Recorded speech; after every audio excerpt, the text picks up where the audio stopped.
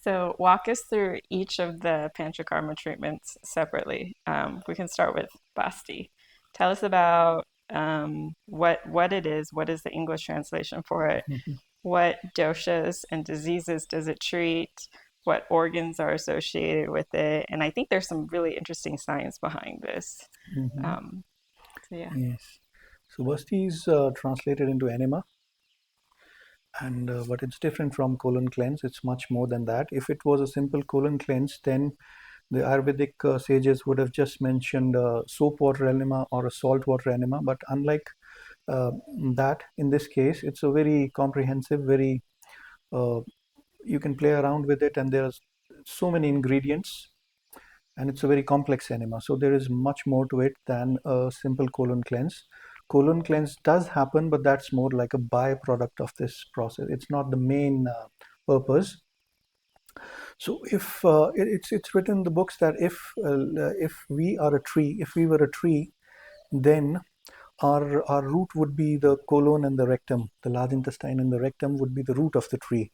So if you want the tree to grow healthy leaves and fruits and stems and branches, you would water or nourish the roots of the tree. Similarly, this basti enema nourishes the human body and helps us bear fruits or offsprings, have good skin, have good muscles, branches, leaves, everything will be well formed after this enema. So that's the analogy. And the science, as I earlier said, the science is about the gut-brain axis. It acts on the gut brain and produces various kind of neurotransmitters.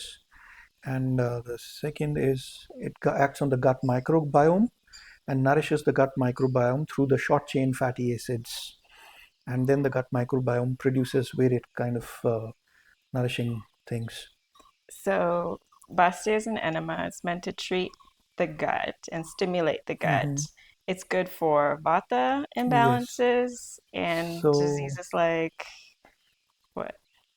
so Basti enema acts through the gut. It treats the gut. That's a side benefit of it. It does treat the gut, but I would say it's acting through the gut and acting by means of gut and reaching all over the body. So basically, you treat vata. So what is vata? Vata is wind. So how do we understand wind in the human body? So wind moves. So we also move by virtue of our nervous system. So vata is nothing but the energy inside the nerves, the nervous system or the electrical signals. So anything related to the nerves, this enema would be, the Basti enema would be great for. So all the neurodegenerative diseases, Parkinson's, Alzheimer's, dementia, motor neuron disease, all these have great results with this Basti. And of course, more localized gut disorders like IBS, constipation, functional constipation, all these also respond well. And I have like joint issues. Is that also Hmm. a vata imbalance? Yes. So if the joint issue is because of overuse again is movement, too many movements is wind. So that's vata. So overuse related issues are addressed well with this treatment. Got it. So people who are super active with Hmm. and overuse their bodies, Yes. enemas are really good for. Hmm. What's the science behind this? You mentioned something about 95% of the serotonin is produced in Hmm. our gut, and the remainder is manufactured throughout the body. So I always thought that serotonin was came from the brain. Yeah. Tell us more So the about that. latest research shows that 95% of it is produced through the gut, and when the intestine is put under pressure after an enema, after a complex enema, under pressure, it's known to release a lot of neurotransmitters, which then heal the nerves and heal the mood also.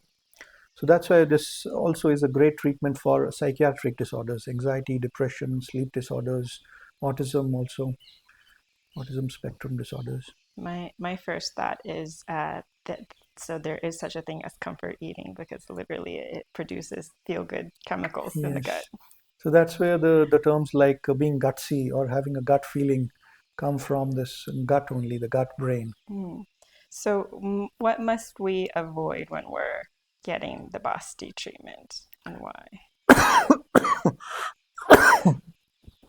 So During Basti treatment, first of all, the movements have to be avoided. Too many movements or traveling from one place to another. And that's why it's always advised to receive in-house treatments. You stay where you're receiving the treatments, and then that's how the results come. And anything related to vata, because you're trying to pacify the wind, pacify the nervous energy. Anything which raises your nervous energy levels, you have to avoid those things. We also call it, you don't have to engage the sympathetic nervous system. Basically, you have don't have to engage your adrenaline. So activity, emotions, strong activity, be it mental, physical, psychological, sexual, everything has to be toned down, and you have to more centralize yourself, be more reflective inwards, meditative, rest, recovery, and relax. So basically, what you're describing is most people's lives, and that's why they need to come to this specific center to be in an environment that is conducive to healing, especially Vata. Sorry. Is that, do you feel like you have enough for that? Okay. Um, let's talk about Virachana. That's Mm. also a very common Mhm. Panchakarma treatment. So Virochana is like inducing a diarrhea. It's used, so unlike enema, Basti enema, which was more for nervous or neurodegenerative diseases, this one is more for metabolic, especially where the fire is high or the pitta is high. How do we understand fire? So human fires are juicy fires. You see, unlike the fire outside human body, it's pure fire. It only knows to burn down, like a forest fire will burn the forest down and reduce it to ashes. So it cannot create. Human fires are juicy fires. They are fires mixed in water. That's how life happens. That's why we call our pancreatic enzymes. We don't call it pancreatic, fire. We call it pancreatic juices, or stomach juices, or liver juices. So it's always a juicy fire. So water here is the protective element, and fire is the burning element. So when this fire rises in the body, and it creates its own problems. Let's say the excess heat then wants to come out. It might come out through the skin. So then you have skin diseases like psoriasis, or it might Or burn the pimples. joints, and then you can have inflammation in the joints, or something like a diarrhea. Diarrhea is nothing but something like IBS, wherein the heat wants to come out as a diarrhea. So a Virechana cleanse is to remove this excess heat out of the body, and that's why it becomes a treatment for all these conditions. And how we remove the heat? Again, first drinking ghee, binding all the bad fats with the ghee, and then this ghee and bad fat combination, it circulates. It circulates through the bile and comes to the liver, and through the liver it comes to the intestine, and then out in the diarrhea. So you'll have a lot of stools with different colors, yellow, green, red, all the colors of fire will come out on the diarrhea day. So this basically is Virechana, and it also is a treatment for even the mind. You see, there's a famous term, melancholy, sadness, means sadness. And if you look at it literally, melancholy, melan means black, and kali is bile. Having a lot of black bile. The bile should be yellowish in color, but when a lot of black bile is running in the system, it's just like a grease in your car, bad grease. So, and then you are melancholic. So, this diarrhea treatment or Virechana treatment, then the ghee goes in, binds with this bad grease, throws it out, and it even becomes a treatment for melancholy. Hmm, interesting. Well, I mean, as we're having this conversation, you're naming the same symptoms, but different causes, Hmm. and therefore the different treatments for it. So, I mean, I heard, uh, what was it? In Basti. IBS, and Yes. yeah, and I mean, there's so many in America when we just treat IBS, Hmm. right, by giving you a pill or whatnot. Mm-hmm. Um, what's actually stimulating your body to produce that effect is very different. And so you take a very holistic approach to understanding the root cause and Mm. addressing it. And it can be two very different reasons. Um, but specifically with Virachana, which means diarrhea, it's treating primarily the pancreas and the liver. Um, what I guess is there science behind that?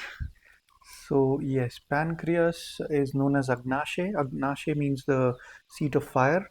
Pancreas is like the real seat of fire in the human body. The word itself, pan means all, krias means flesh. So somebody with strong pancreas can eat and digest all kinds of flesh. I'm not asking you to eat flesh, but this is like a literal meaning of pancreas and the liver also. So these two organs, and apart from this, the stomach, the lower stomach, these three organs, uh, and also the duodenum, they together form the real pitta zone of your body. So there are different zones in the human body. So the upper zone would be the kapha zone or the watery zone of the body, the lungs and the heart, and the above zone, you produce more waters.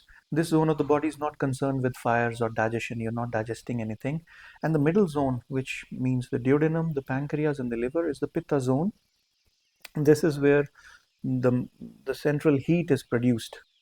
So anything related to the heat will have origin here. So once you clean up these organs, the problems with the heat, excessive heat, be it in the joints, be it in the skin, be it in the mind, that will be resolved. Once you treat the headquarters, treat the headquarters, and the distant places would be taken care of. Yeah, awesome. What must we avoid when undergoing Virachana? So in Virechana,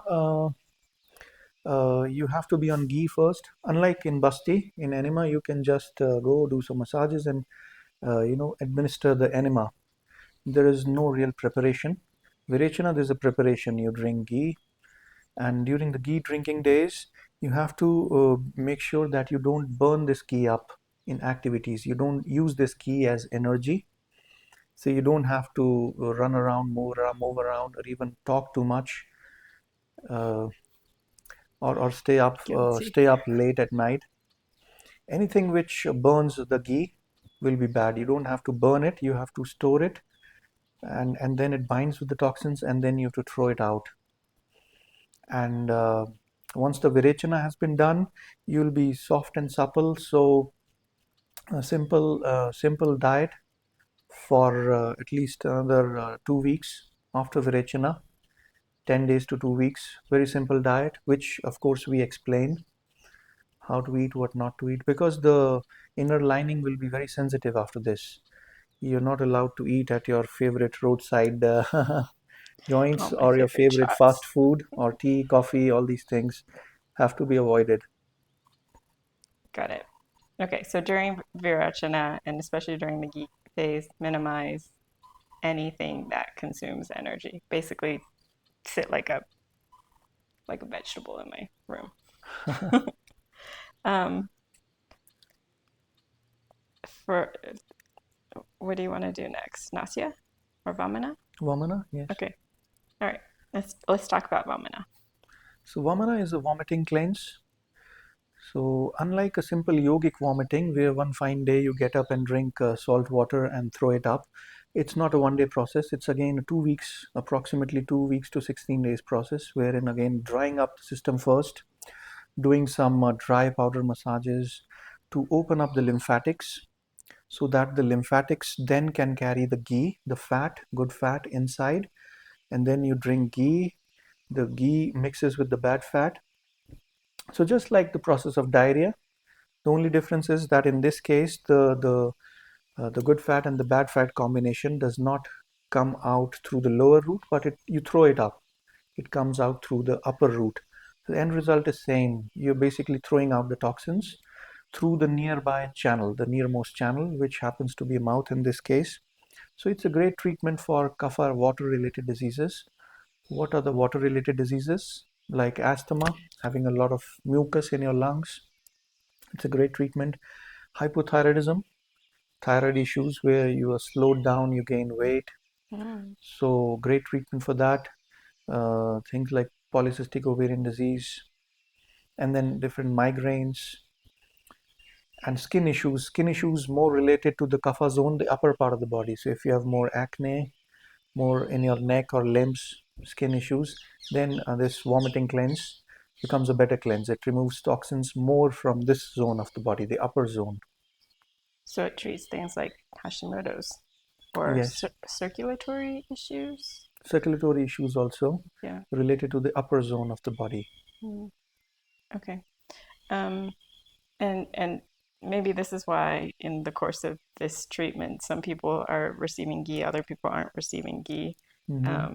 It's really related to the Primary dosha, primary, primary dosha. yes, Yeah.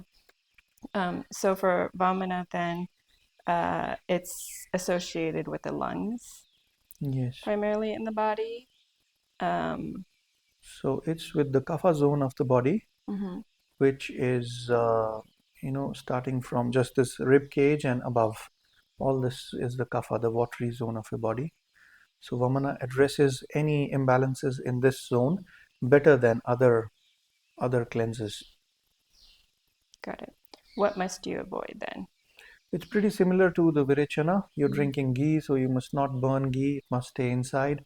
Not much activities, no talking, no daytime sleeping, no nighttime staying up, and yeah, no And heavy foods. A simple diet. and kapha people, I think you had mentioned previously, need less sleep than the other doshas. Yes, kapha people habitually have more sleep because they are heavy. They are more grounded. They carry more weight, and that's why they also carry more melatonin in the system. So they're very easy to fall. They can sleep on a rock, and so they don't need more sleep. They should rather get up and go about things. They should start running and all. Okay, so for them, especially during the Vamana cleanse, they should avoid sleeping, Yes. excess sleeping. Hmm. So Um, Vamana cleanse, I must add, is great for the kapha personalities, and they're the ones who produce more mucus, more water. So it's easy for them to, and easy for us also to induce vomiting in such people. On the other hand, very skinny Vata people, it's very difficult to induce vomiting. Let's say a person lands in a disease of this zone, of the upper zone. Let's say he develops an asthma. It's a little bit tricky because vomiting, this vomana would be the treatment of choice, but the person is not really fit for vomiting. He really, so then we have to load him up with ghee, give him extra dosage of ghee, which then acts as a cushion, and then it's easy for him to vomit. got it. Um, awesome. Next one, Nasya. Let's talk about Yeah, so Nasya. nasya is the nasal cleanse. So nose is an inlet to the mind, they say, to the brain. So anything we put from inside the nose, it reaches all the way to the brain. Not by method of absorption. Again, I must add, Ayurvedic therapies not don't act by virtue of absorption. The medicines are not really absorbed. They more act energetically. Virya, we call it virya. So we give this medicine through the nose, and then the energy of the medicine reaches the brain. So it's a great treatment for starting all the way from the sinuses, for the neck, spondylitis, neck pains, arthritis of the neck, jaw problems, and headaches, migraines, and going all the way to the brain, neurodegenerative. In side by side with busty enemas, this nasal would be great for neurodegenerative. Both work at their own levels. Mm, interesting. So, like, I clench my jaws when I sleep. Mm-hmm. So, Nasya is also Nasya a will be treatment for awesome. me. Yes. Interesting. Um, what must we avoid during Nasya? Yeah. After Nasya, exposure to cold wind, and then cold showers, and then anything related to the senses more, because this is the zone of the senses. So bright lights, loud sounds, strong smells, these have to be avoided. Oh, so I have seen other people at the center previously wearing sunglasses. Is that Yes, why? yeah, that was not for fashion, although they were looking good, but it was more for protection, protecting the eyes. Huh. Okay, interesting. And then the last Panchakarma, I forgot the name of it. So we have covered all five basically. Okay, So you see, one is the oil enema, the herbal enema, that's two. So there are two kinds of basti enemas. One is a nourishing one is a cleansing one. The third one is a vomiting cleanse, fourth is the diarrhea, variation, and the fifth is the nasya. got it. So, but there is another school of thought who believe that we'll count enemas only as one. So then it's only four, and then the fifth one will be bloodletting. So they you know uh, draw blood out of the body. When is it done? It's done in issues related to blood. Let's say these veins in the legs Varicose veins. and then throbbing pains wherever you get uh, pains where the blood vessel is throbbing, chronic throbbing pains, and then heat, too much heat. Basically, things which are not being solved by Virechana. Virechana or the diarrhea would uh, be the first line of treatment before going to something more drastic as bloodletting. Virechana is always done in blood disorders, but if Virechana does not work, then we go for bloodletting. So this is the surgical school of thought. Sushruta was the surgeon, Charaka was the physician. Mm. So Charaka said there'll be two enemas. Sushruta said that he'll count enema only as one and he'll count the fifth panchakarma as bloodletting. Oh, that's interesting because I've typically heard of um, the the bloodletting one. I guess Mm-hmm. the surgical, Yes. and I think that's where a lot of the materials available online Mm-hmm. is. I Yes. didn't realize that like these two kind of founding fathers of Ayurveda had Mm-hmm. different um, approaches to the five. Yes. So you're saying with the bloodletting, what's the Sanskrit word for it? Rakta mokshana. Right, won't be able to remember that. Rakta is blood and mokshana is letting, drawing the blood. Okay, that is typically a more almost like a last resort treatment for pitta, Yes. for excess pitta. Pitta and Rakta. Pitta lives in blood. Mhm. Pitta dosha mostly is a friend with blood, so both of them live together. So we would do Virechana to treat them. If that doesn't work, then bloodletting. Interesting.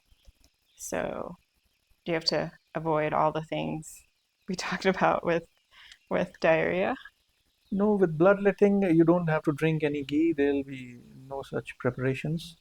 So in this case, you will be avoiding things which aggravate blood, like sour, spicy things, lemons and spices, ginger, peppers, and fried stuff. That has to be avoided. Anything which aggravates the blood. What does aggravate the blood mean? Aggravate means which heats up the blood more and then makes it come out of the blood vessel, leave the blood vessels and cause some kind of bleeding. Um, Through it could be through the nose, through the anus as hemorrhoids. It could be through the gums, sometimes through the eyes. mhm. So when some people recommend drinking a glass of lemon water Hmm. in the morning, is that aggravating the blood? No, that's kind of adding warmth to the blood, which the blood actually needs. It's only when you get these diseases related to blood, then we ask to avoid this lemony things. Got Not it. for a normal person, no. Right. But the whole, I guess, science behind that and following this train of thought is in the morning we wake up and our bodies are somewhat sluggish. Maybe the blood is Hmm. moving slow, and so we drink the lemon water to Yes, increase to to stimulate the blood warm up, flow yeah, warm it up and and increase digestion. increase the enzymes. Interesting.